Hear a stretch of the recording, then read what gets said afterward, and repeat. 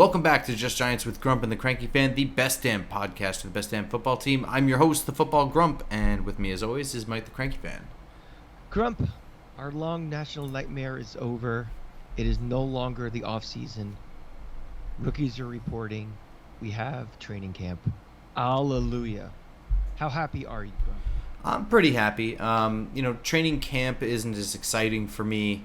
I get into the watching the little mini battles and stuff like that, but the excitement really comes with probably that I guess now it's the second preseason game. Whatever preseason game gets us a real glimpse into what it's supposed to look like, and it's like the starters play for 2.5 quarters. That's when I'm really excited because then it's starting to feel like we're getting for real. But I'm pretty excited. The concept that it's training camp just tells me that the calendar is finally moving. It's been a rough baseball summer for me. I know you Yankee fans are all happy, but I'm ready for fall. I have a new coaching staff for my college team and my pro team. It's kind of hope springs eternal, and just training camp means that we're getting close. We're 7 weeks away from opening kickoff. Only 7. So, there's light at the end of the tunnel for the summer abyss. Well, that's certainly exciting. 7 weeks away, and the Giants are making moves now. So, training camp starts this week. Ahead of training camp, a couple of announcements. Most recently, as in if you're listening to this when it's launching, last night, Giants signed Andrew Adams, returning DB, who is an undrafted free agent for the team back in 2016, I think, 2017, somewhere around then. Around there, yeah. Yeah, a good, solid, well-rounded depth DB. I'm a fan. Too, right? Oh, yeah, definitely. Just like any depth DB probably is really like a special teams guy as well. But yeah, a guy who does not embarrass himself on the field. Well, now that we're training camp, now it's all about battles. Fighting for backup spots, fighting for depth. So it's just get another guy into the mix and see what he can do. Mm-hmm. I'd rather have a guy come in at the beginning of camp than worrying about cut down day guys who are going to come into the organization really late and have to play catch up to understanding what the schemes will be and stuff. So if he's off the street, let's give him a shot and see what he can do. Yeah, you know what? To be honest with you, I would not be surprised if he sticks and stays throughout the whole process. There's a lot of questions with the DBs, and he's stuck around in the league, so I wouldn't be shocked if he stays. Other news though, Daniel Bellinger, who was receiving a lot of first team reps in spring workouts and mini camp and stuff like that, rookie tight end, he is starting out the year on the PUP list. So he has a bit of a quad injury, I think it is, or some kind of soreness of some kind, but he will not be seen for a little while right now. That's murky. He could be activated a number of different times. But I think there's a trigger once the season starts that he has to wait 4 games till he's activated. Correct. So, but we know nothing right now, so there's no reason to really think anything of it other than. Yeah, there was a report from somebody that said it wasn't too serious. Nothing that's season threatening, but they want to get some precautions. But it's just so aggravating, Grump. Every year since we're going through the same thing where the injuries start in training camp and they kind of spiral out of control. There's, the conspiracy theorists on Twitter always think it's, oh, get rid of the medical staff or, oh, get rid of the turf. But I just think it's Occam's razor. I just think it's as simple as we've been unlucky. It's a dangerous sport, a violent sport. I think every team has injuries that, that may not be national news, but things that every fan base gets concerned about. I just think this team has been snake bit in so many ways, and injuries are another part of it. And I just hope that this isn't the start of another rash of injuries that will plague us through the training camp and into the regular season. I don't think the Giants have been particularly unfortunate in this area. I think they've been probably on the upper side of the league average with injuries, but think back to what was 2 years ago. The 49ers had 15 guys on IR in week 4 or something like that. Right. I think that this you know, even more Occam's razor here. The simplest explanation is that it's just, it's just a sport where people get hurt. Yeah. And as the years progress, these guys train differently and harder and all year round. It was not commonplace for players to be training super hard in January and February and March, April on their own time several decades ago, and that's just the norm now. It also wasn't as commonplace for rookies to come in and just be expected to be starters. They're, guys are held to a different physical standard now. I mean, you think about what the height and weight means and a lot of other stuff. It's injuries are the kind of thing that should be tracked the same way that we change the way we approach the game. Right. And so they're not there, there's going to be spikes as we change things with the game probably. So I don't think that there's anything, I don't know, particularly look, Daniel Bellinger is a rookie. He just trained really hard for a combine, right? And for his pro day, and then immediately he gets drafted. Now he's thrown into mini camp where he was taking starter reps. I'm sure he was working his ass off individually in between, with the weight room and shit. I'm just saying, I think that this is a guy who has been training constantly and probably just overworked something. I don't think that this is like a systemic problem with the training staff and medical stuff and any of that shit. I mean, really think about what this dude has done is that he's been probably constantly working his body, to I don't know, to extreme levels for a year on now. Yeah, I don't think it's got I mean, just over the last several years, the giant injury concerns. Like some people, like, well, it's playing on turf, playing on the MetLife turf. Like it doesn't seem, you know, I'd like to do a little research into seeing how much more injuries we have than other teams that play on turf, or even the Jets who play on the same turf that we do. I just think we've just been a little snake bit. I think it's just, injuries happen. To your point, especially rookies that have been going pretty much nonstop from their final college year through, the amount of, not only is it just for the combine, it's individual workouts that they have on their home campuses and, mini rookie camp and all these different things that their body has no break. I just would like to see a year where it just seems like we're not racking up the number of injuries at the pace we have. Yeah, I mean, I get all that.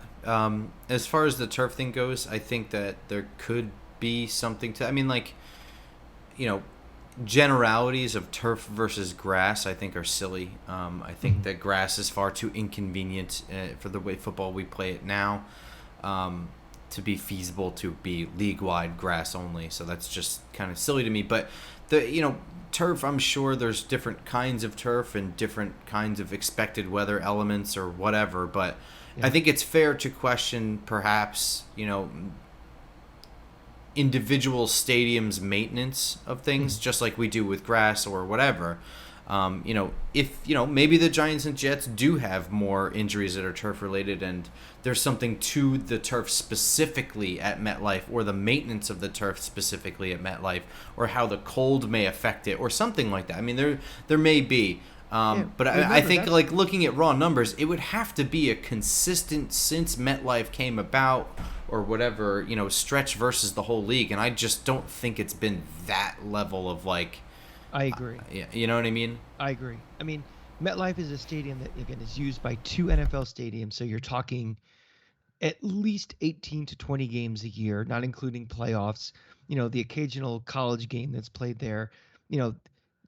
They're also having concerts, this time of year going into the fall. So they're always tearing down and messing with the field level and stuff. But you're right. Look at places like Heinz Field in Pittsburgh, or whatever it's called now, or Raymond James in Tampa, that have grass, and they host an NFL and a college team. And the grass by November, December looks awful. It looks, they either have to put in extra sod to kind of clean up patches, or it just is not good. So I wouldn't just be quick to blame it. Oh, it's just the turf. I think, there's other factors and stuff. And again, hopefully that luck kind of turns our way. We're not just getting, all these guys on IL and having a skeleton team like we've had last year and in prior years.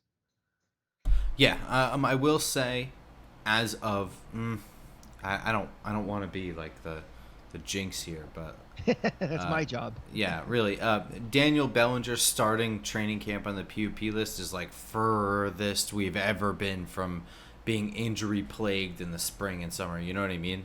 Hmm. That is like such a low.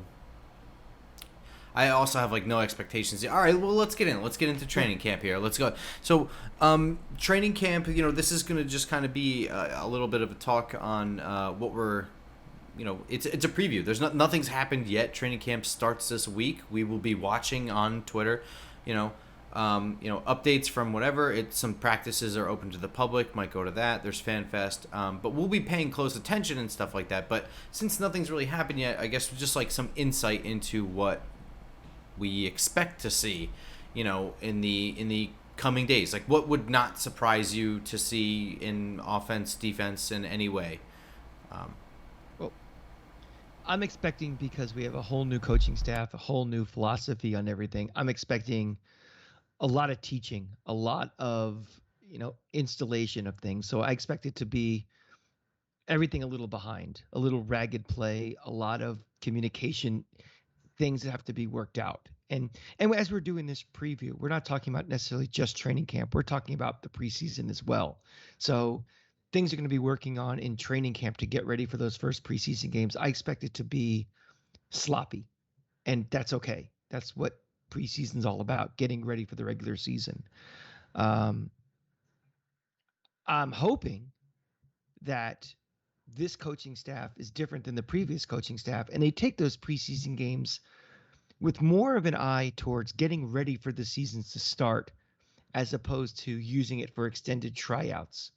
I mean, thinking about the 2022 season, I want this team to be ready, because wins may be a little hard to come by this year, the way the roster's set up. And the idea of kind of like throwing away the first month as they're playing into shape is something I don't think this team can afford.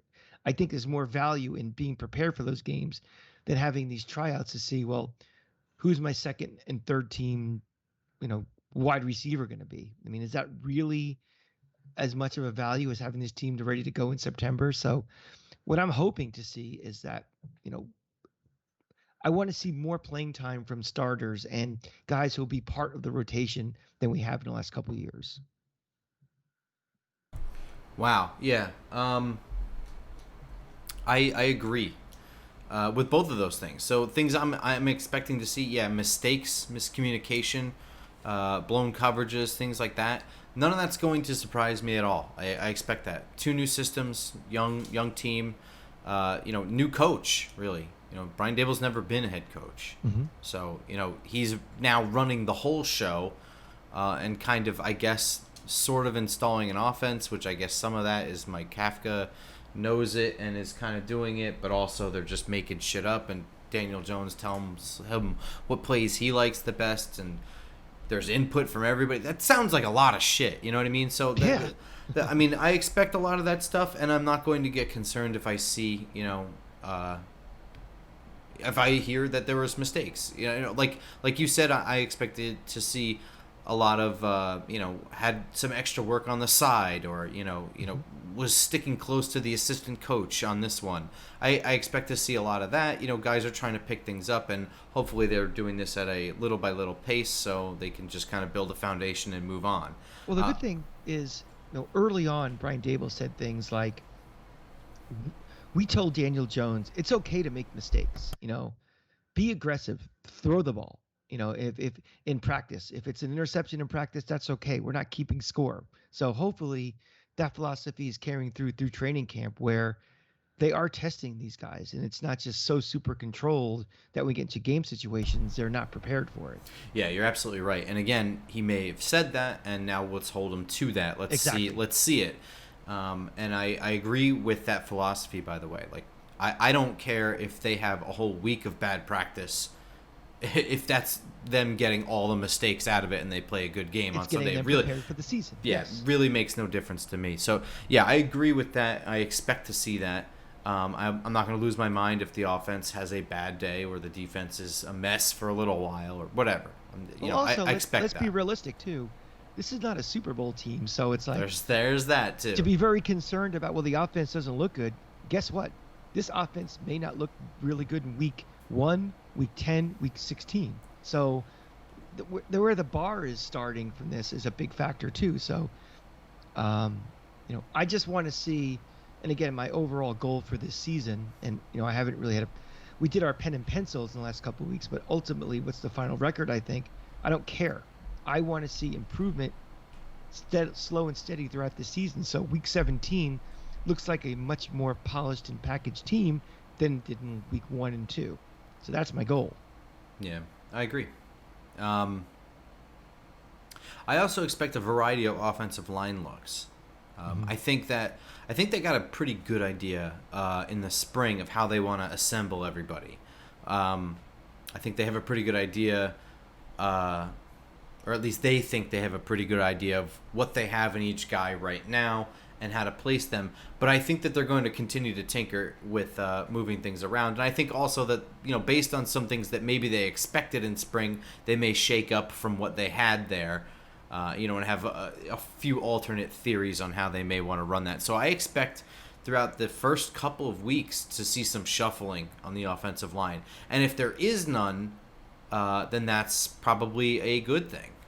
If everything is just kind of going to plan, Well, then you have 5 guys getting practice together, and that's a good unless thing. they've already scripted, they want to do some shuffling to cross train some guys too, and that's perfectly fine. Also, if they're doing shuffling because they're really not sure and they don't like what they saw, that's a little more cause of concern. But Sure. if they have in their mind, we think we know who these starting 5 are going to be, but you might see, again, some cross training across the line. That's fine too, as long as that's what their plan is and it's not because of necessity, Right. and also because of injury too. I mean, Yeah. that's my number one list here on my big sheet. What I'm hoping for is no injuries. That's priority 1. Oh yeah, Come and out I of mean this. that's kind of that's everything from now until the end of the season. But yeah, But especially let's give before the the season a season fighting starts. chance by Yeah, being as healthy as we can. Injuries happen during the season. I can live with injuries that happen during the season. It just kills me when, we have a nice battle for the number 3 wide receiver and one is out for the year, and then we're oh yeah. behind the 8 ball all of a sudden. So, priority 1 is just get out of here as healthy as we can. Flipping over to what I'm hoping to see here. So the flip side of what I said about not losing my mind over the offense having a bad day. The flip side is I'm hoping to not see this. Okay. I don't think that it's alarmist to say if after 3 weeks, 4 days a week, you're hearing that the offensive line is having trouble in the middle. Okay, let's just say, that they're just constantly getting pressure up the middle, and if you're noticing a trend like that, it's not alarmist to be concerned that that may be a trend that spills into the regular season. I am hoping to see the mistakes that I expect, which will be scattered and day to day. I am hoping to not see a trend like we're not getting any pressure on the quarterback. That is something that will concern me. If this defense is not able to get pressure on the quarterback throughout, the first couple weeks of training camp, the first 2 preseason games, I'm going to start getting. And I don't think that that's crazy to be. Look, I mean, you said it. This team's not going to the Super Bowl, whatever. But it's not. I want to see a well-rounded bad team. You know what I mean? I don't. We just drafted Kayvon Thibodeau the year before we got Azeez Ojulari. I shouldn't be seeing 0 pressure from those guys. You know what I mean? So that would be concerning to me if I saw after like 3 weeks that it's still a trend. Well, that's the thing about preseason or like spring football for college or something. It's like it's 2 sides of a coin. Is it they're getting no pressure because the defense isn't providing pressure, or is your offensive line playing really well that maybe they'll be something this year? So I don't get overly concerned about things like that, because to me, what's the reason? Is it the reason because the offensive line's playing well? Yeah, but no. You're not. So look, that kind of thing happens. First of all, this offensive line is not good enough to shut down anyone, and this defensive line is not good enough to be getting constant pressure against anyone. So both sides of this is nobody should be dominating, is what I'm saying. Yeah. You're going to hear that someone's got a would-be sack on Daniel Jones every single day. I expect that. And that's not to say that defensive lineman is very good or that offensive lineman trying to block him is very bad. It's just win and lose battles. I mean, it's going to happen. The problem is if it doesn't happen at all, that shouldn't happen. That shouldn't happen. If after 3 weeks we're not hearing that there's a lot of any pressure being sensed in the 11-on-11 scrimmages, that's concerning. After 3, and like I said, this is if it were, a day where there was no pressure from the defense, that's probably because the offensive line had a good day. Yeah, and you can hang your hat on each day. You're right. Yeah, absolutely right. but after like 3 weeks, if we're hearing that constantly, that is concerning, and that's not because the offensive line is playing lights out. There might be a real issue with the defense. But again, I'm hoping not to see that. But at the end of the day, this is at best like a 7-10 team this year. So whatever. Mm-hmm. The other thing I'm kind of hoping to see here, and this might be kind of stupid, but I'm kind of hoping that the who is cornerback 2 question is like a non-factor. Like I'm kind of hoping that this defense is this like secondary of just guys that can run the system very well. If that makes sense, right? Mm-hmm. Like just the best 6 guys to cover dudes or know the scheme to either disguise their blitz or run their blitz, generate pressure. There may not be like a legit starting outside corner in a normal system, but maybe just run the system good enough and we just mix and match guys on a game-to-game basis or something like that. Is it possible that guy's not on this roster yet? I mean, of course it's possible. I think I got a kind of a sense that might be the case. But I think the addition of a guy like Andrew Adams, who's more of a safety than a corner or anything like that, kind of lends itself to just a collection of DBs and not necessarily a stud number 1, a stud number 2, and a rock solid free safety and a strong safety.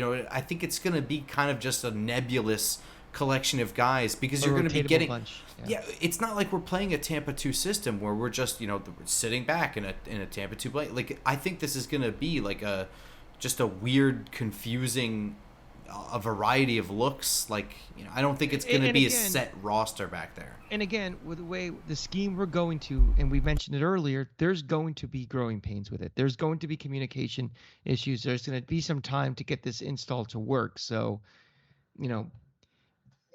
I'm expecting to see, certain plays where we just blow a coverage or something happens and it's just like, because we've not fully installed this defense just yet. I mean, this defense has the potential to make really big plays, but also the potential, especially with the, how new it is and the level of talent overall, that you're going to see lots of big chunk plays given up too. So I'm kind of okay not knowing who that guy is yet because it's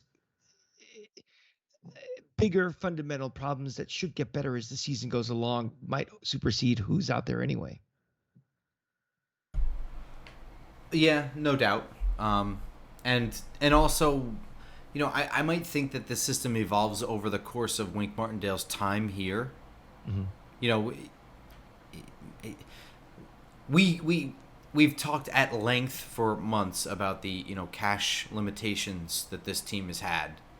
So it's you know what I mean? Maybe just like, Wink, I'm sorry I can't give you a Ferrari this year. You're going to have to make do. You know what I mean? Like, well, the key what you said is this year. That's what I mean. You know what I mean? Like the way Wink Martindale approaches his defense this year may not be the ideal way he wants to, but just what he is doing with what he has. Mm-hmm. Anyway, agreed. So, and I think fans have to just remember too. This is year 1 of this, this plan with this current GM and coaching staff too. So if you didn't have the tools this year, that doesn't mean we throw our hands up and say, well, forget it, it's not going to work. Let's think about the next coaching staff. Let's, next year there'll be a lot more money to play with. There'll probably be some pretty good draft picks again next year. We're not counting on a very good record, and there'll be more tools to play with and more optimal implementation of especially the defense. I think that's the thing that's going to take a little longer to be fully installed with having the right talent. I don't know if I agree with that. Only because I think quarterback plays such a huge role into the offense. Uh, Yeah, but I think I there's agree that greater chance for there's more pieces that are needed on defense, but it's just that the most important piece maybe in sports on the offensive side. I'm talking about how installing the defense to play the way it should play. I think there's a lot of, again, I am very nervous about what we're trying to do, especially with the talent level we have now. And I think it takes having more talent all over the place for it to be very successful. And there's potential for, you know, again, big chunk plays and quick scores could happen if, that pass rush isn't there. And all of a sudden these guys are on an island and they're getting burnt. And a good quarterback who, you know, has enough time will expose. I think it takes longer to get that defense in than, yeah, having the right quarterback. And maybe Daniel Jones is that guy. Or if not, we get the next one. But I'm more worried about, I'm going to have more patience with the defense than I will with the offense. 'Cause I think it's going to take longer for that side of the ball to be right. Okay. So speaking of that, then, who are you keying in on? Like who are you immediately like jotted down on the notepad on the side there of who to look out for? I got two names. Uh, the guy I think who has a lot to really prove and has a lot to lose potentially, I think is Kadarius Toney. Uh, for whatever reasons, his fault or not his fault, everything has gone wrong with him in the first year plus, and he doesn't have his patrons anymore. The guy who drafted him is no longer here, and the coaching staff that was part of that is no longer here. And they drafted a guy with a similar skill set who could be his heir apparent. And if he, has to wear a red jersey during training camp, doesn't impress, can't get on the field, another little small thing, it doesn't mean he's going to get cut at cut down day, but I think like the writing will be on the wall for him for maybe next year or the year after. So to me, I think he's got to get off to the right foot and play well in this training camp, in this preseason, to at least firmly establish he is, wide receiver 2, and we're looking forward to it. Wow. All right. Yeah. I mean, I And I totally get it. agree. Yeah. It's only year 2, but again, I think there's enough going on with him where it's like little thing, little thing, little thing. It starts to add up. And now he has a fresh slate, new coaching staff. Yeah. That right there. That's what I was gonna say. I mean, everything else, adds up. Little thing, little thing, little thing. Okay, that's fine. Doesn't matter. Really, the important thing is he has a lot to lose because he has a brand new coaching staff and a brand new GM who is exercising ultimate authority right now. I mean, actively exercising it. You know, there are front office guys who were fired after the draft that were high executives. You know what I mean? So I mean, like, you are 100% right to say that Kadarius Toney has a lot to lose. I mean, getting off on the wrong foot with this coaching staff, may be something that is salvageable, and it may not be. Yeah. Because again, we're talking about Daniel Jones like as being a number 6 overall pick, and what's going to happen with him next year. I mean, that's a bigger investment than Kadarius Toney is. I mean, that might be. And again, there's no skin on this general manager and this front office, and if they decide next year they're just going to move on from him, that's a real possibility. And I think if it starts off poorly now, and he has a year like he did last year, he may not be around in 2023. So I think it's very important for him to have a good training camp, a good preseason, just to establish I can stay healthy for a period of time. I'm doing all the right things. Um, you know, he can be counted on, and they can something to build on for this year and going forward. And this is coming from a guy who loves Kadarius Toney. Yeah, I would say I have his jersey, which probably nobody else who listens to the show has one. So, but that doesn't mean he gets a lifetime pass. I would say beyond just that he can be reliable and he's doing the right things, is that he can be effective. You know what I mean? Well, I think he can. I mean, he showed glimpses last year. I mean, that Dallas game. Of course he can. Yeah, Right. it's all a part of that. Is it, he's not really effective if he's not around or if That's he's always it. hurt and That's it. whatever. So it's just like, I don't think there'll be many games with him if he plays a full game where like hey, the nowhere man of the game was Kadarius Toney, with no touches, one catch for 3 yards. I don't think we're gonna have many of those if he's playing a full game. He'll have an impact. The question is being available. Yeah, probably.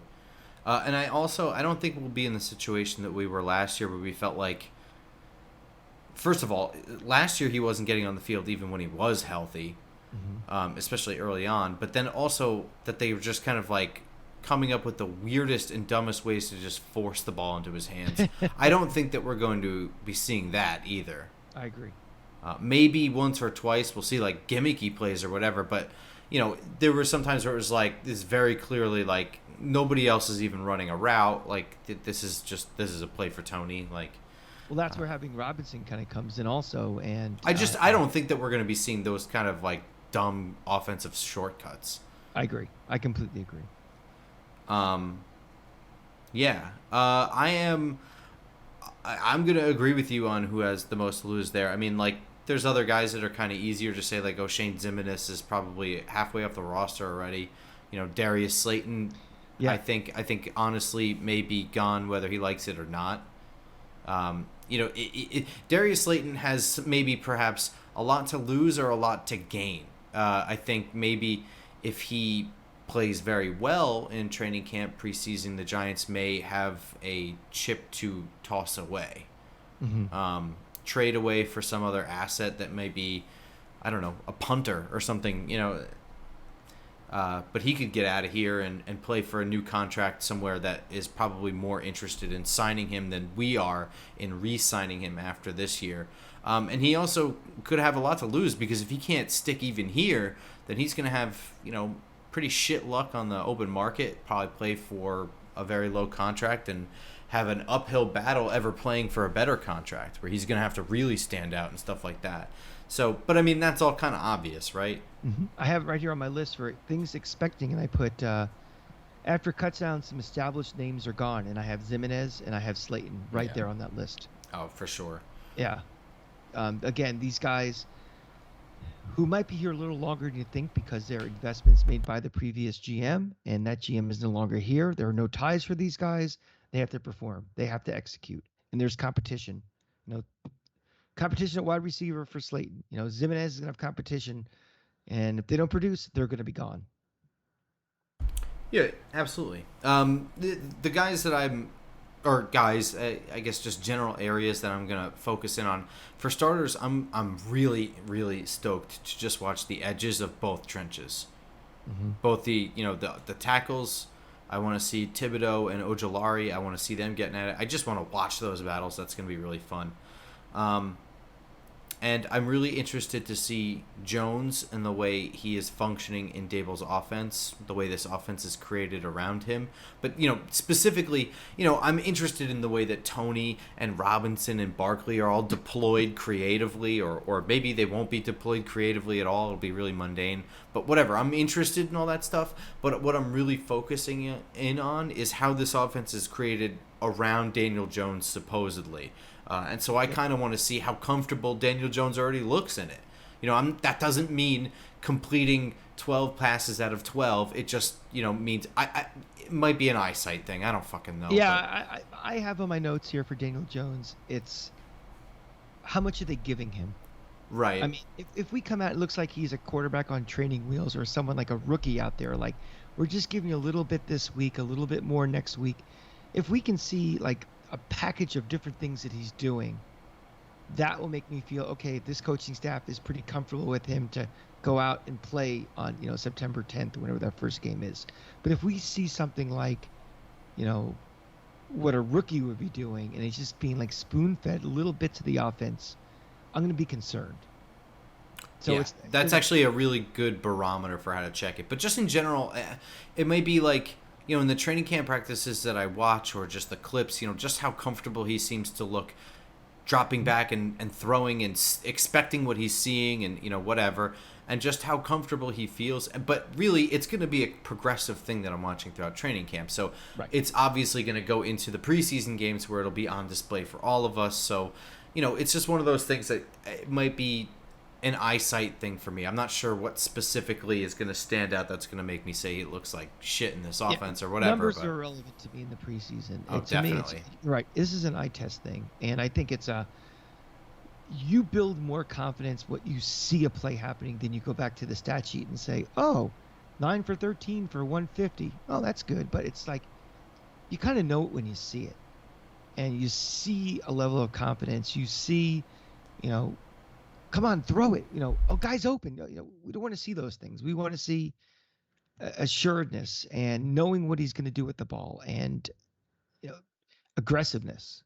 Again, if what they said in the beginning is true that they're going to let him take the handcuffs on him and let him play, mistakes will happen. But let's see how those mistakes happen. I guess.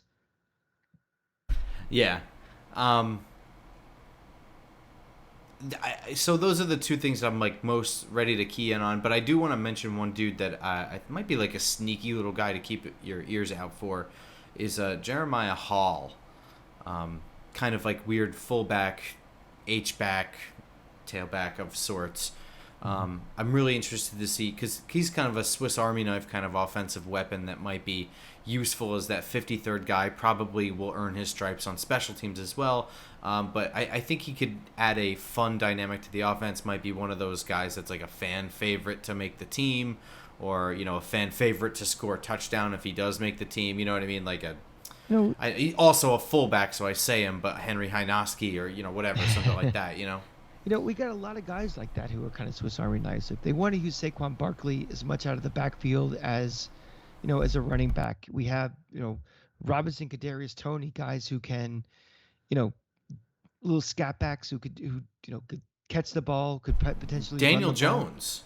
Daniel Jones is another guy too. So there's a lot of guys who could fill that role. That kind of, I don't even know if you want to call it gadgety, just that part of just the somebody offense. with like a multiple skill set to hurt you in several ways. It's just it gives you a lot of different uses. Allows for creativity, stuff like that. Yep. I'm excited to see that stuff, and we are going to see that stuff in the coming weeks. Do you have anything else to add to this episode here before we go over future schedule? No. I mean, it's finally rookies start this week. I think the full team starts next Monday. No. This week, rookies were already there. Veterans come tomorrow. Wednesday. They come tomorrow. Mm-hmm. So when is their first actual practice? Wednesday. Okay, so it's here. Again, let's just get started. Again, the priority 1, 2, and 3 is I don't want to hear about anybody going off on a cart. I don't want to hear these things. It's still going to be hot this week, so that'll be interesting to see how they're going to treat the heat. And I don't know about where you were out in Jersey, but we had some pretty big thunderstorms here today. How that's going to impact the practice schedule, if they got to run inside or not. So, it's camp. It's here. I'm just excited. Oh yeah, me too, man. This is going to be the first normal camp we've had since COVID, right? In terms of like, I guess just normal since 2019 preseason rules. Yeah. So this is exciting. It kind of feels strange, but there's a lot to do. There's a lot of open practices, so this is going to be cool. I'm really excited for some preseason games this year, and there's a lot to cover. Just not unfortunately for this episode, but the coming episodes will be. So we'll have one next week, regular time. We'll have a recap of, the first couple practices, what we've heard. Breaking down, I guess, some rumors, whatever. And we'll have another one the week after that. And then after that, we will have our first preseason game. So we'll have 2 straight weeks of regular training camp coverage. And obviously, if there is big news, a major injury, trade, free agent signing, anything like that warrants an emergency episode, there will be a small episode dedicated directly to that as soon as possible.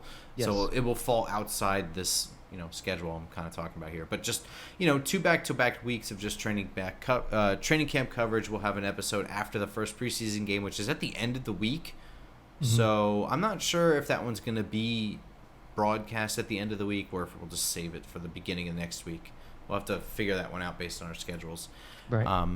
And then the next 2 weeks will just be episodes after preseason games. Games. Yeah. Yeah. So We can actually evaluate with our own eyes and not just take, what the reporters are telling us. We get to see for our own, like, what do we like, what do we don't like, what's encouraging, what's disturbing, all of those things. and look, we're gonna start something new also this year. Um, I'm going to be keeping a more public tab on college football prospects. I'm going to try and use this channel to do that. So this year we will be doing, before the college season starts, like a quick look around the Power Five, or just a quick look around college at the prospects that Yeah. we already have highlighted by conference. That we've got our eye on. And as the season goes on, I might do a quick little, I will do, not I might do, I will be doing, quick little episodes here and there of, interesting matchups to watch, or, if a prospect is truly starting to fall or rise or whatever, I might do, a special thing when if it's a big game coming up. It will not be major coverage. It's not going to be super duper in depth. But, just kind of the way I watch college football all year, except now I'll be more public about it and, Yeah. let you I mean, guys in basically, on what we that. want to do is we don't want you to be the people out there who you watch the Rose Bowl and you see a center and you're like, oh, we got to draft him first. When it's like you haven't heard of the guy 2 days before. So we want to, guys that we see, because you all know I watch a lot of college football, a lot of SEC, and I can, I'll probably be focusing more on the SEC, opponents of Florida and guys that are, making names for themselves in the conference. So that way, when you're getting like to bowl season, where a lot of you watch college football for the first time, you've at least heard the names, you know what to look for, and really evaluate for your own for the first time before we get into, draft season and evaluating and all that. So just give you a little head start on your research.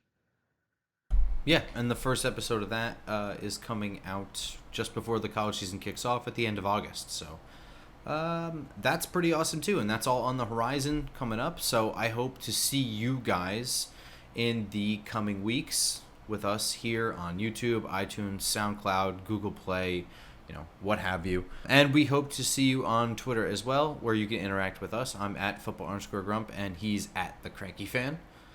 Yeah, and don't forget also my solo show, podcast and YouTube. It's on the FL Teams Network. I actually had Snacks, our good buddy, on there with me. We were debating Yankees and Rays. So we recorded it last week. But it's still relevant. So if you get a chance, check out the YouTube channel for FL Teams and look up the Cranky Fan Pod with myself and Snacks as we talk about it. So I know a lot of you guys are Yankee fans. I think you might enjoy it. So give me a listen on that as well. Yes, I actually did give that a listen myself, and it's actually very interesting and fun. That was a good episode. Cool. Yeah, so we will see you guys in the coming weeks. Go Go Giants! Giants.